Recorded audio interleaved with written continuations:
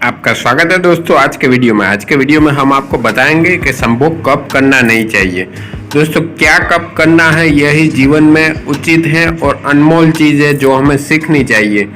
कब संभोग करना है वो तो आपको पता ही होगा, पर कब ये नहीं करना है वो खास जरूरी है, वो हम वीडियो में आपको बताएंगे। तो वीडियो अंत तक जरूर देखेगा, ये मेरी आपसे विनती है। दोस्तों गृहस्थ जीवन एक संन्यास आश्रम है। दोस्तों ये एक आश्रम है। आश्रम कैसे कि इसमें हमें नियंत्रण सीखना है। दोस्तों गृहस्थ जीवन और एक संयम और नियम का ही दूसरा नाम है। इसमें हमें संयम रखना सीखना है दोस्तों, और संभोग कब नहीं करना ये खास सीखना है। तो हम आज के वीडियो में यही आपको समझाएंगे, यही आपको बताएंगे कि कब कब संभोग यानी कि सहवास यानी कि सेक्स नहीं करना है।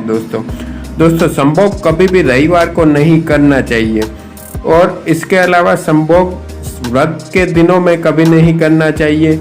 ये नवरात्रि के दिनों के दौरान भी कभी नहीं करना चाहिए। और पितृपक्ष यानी कि श्राद्ध पक्ष में तो किया जाने वाला संभोग बहुत ही पापदायक है, ये आपको बहुत पाप देगा। दोस्तों ऐसा कहा जाता है कि चतुर्थी के दौरान भी संभोग नहीं करना चाहिए।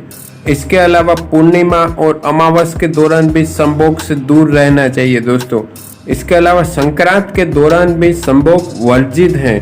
हालांकि कुछ लोग कहते हैं कि नवमी के दौरान भी संभोग नहीं करना चाहिए, ये वेदों में नहीं लिखा गया है। तो आप हमें पूछेंगे अगर इस दौरान हम संभोग करें तो क्या होगा। दोस्तों इस दौरान कई लोग भूले भटके लोग संभोग करते ही हैं, इसके बारे में हम आपको नहीं बताएंगे, पर ये करना बिल्कुल उचित नहीं हो।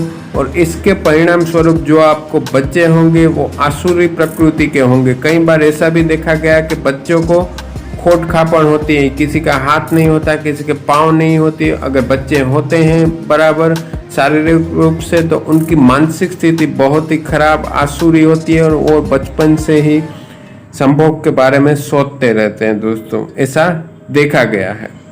दोस्तों इसके अलावा पीरियड्स के दौरान यानी कि स्त्री जब रजस्वला में है तभी संभोग बिल्कुल नहीं करे, संभोग से दूर रहे, क्योंकि इस दौरान जो रक्त निकलता है वहाँ से वो रक्त दूषित होता है, और ऐसे वक्त में अगर आप संभोग करेंगे तो आपको भी संक्रमण के रोगी बनेंगे और स्त्री को भी परेशानी होगी। दोस्तों इसके अलावा ऐसा भी नियम है कि दोस्तों सर्दियों के दिनों में रात को संभोग करना चाहिए और गर्मियों के दिनों में दिन में संभोग करना चाहिए। इसका मतलब कि ठंड के मौसम में कभी भी दिन में संभोग नहीं करें, और जब गर्मी रहती है तब रात को संभोग करना वर्जित है। दोस्तों और इसके अलावा जब गर्मियों के दिन होते हैं तभी एसी चालू करके आप संभोग नहीं करें, क्योंकि ये भी बहुत नुकसान करेगा आपको। कैसे? तो आपके रूम का टेम्परेचर होगा ठंडा, और जब आप ये क्रिया करके बाहर निकलेंगे तब बाहर के वातावरण में बहुत गर्मी होगी, तो जो ऋतु का परिवर्तन होगा वो आपके शरीर को बहुत ही हानि पहुंचाएगा। तो इससे भी दूर रहें। और जब आप सहवास की क्रिया के लिए तैयार हो तभी आप मिश्री वाला गुनगुना दूध पिए, इससे आपका सामर्थ्य बढ़ेगा और आपको और आनंद आएगा।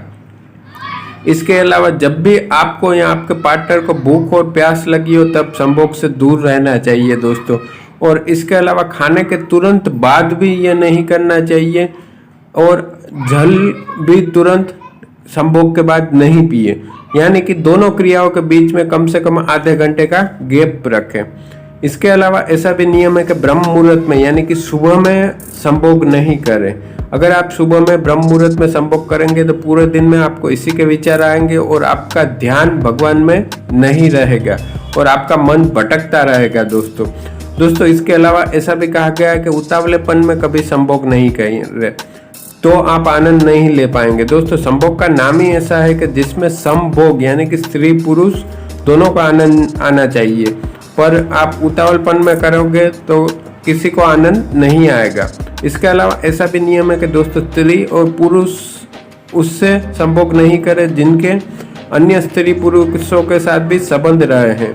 इसका आप पता चले अगर पता करें अगर आपकी शादी आपके बड़े करवाते हैं तो उनको जिम्मेदारी है कि विवाह से पहले ये जांच करें, और अगर आप खुद शादी करते हैं तो आपको देखना चाहिए कि आपका पार्टनर आपके साथ वफा करता है या बेवफा करता है।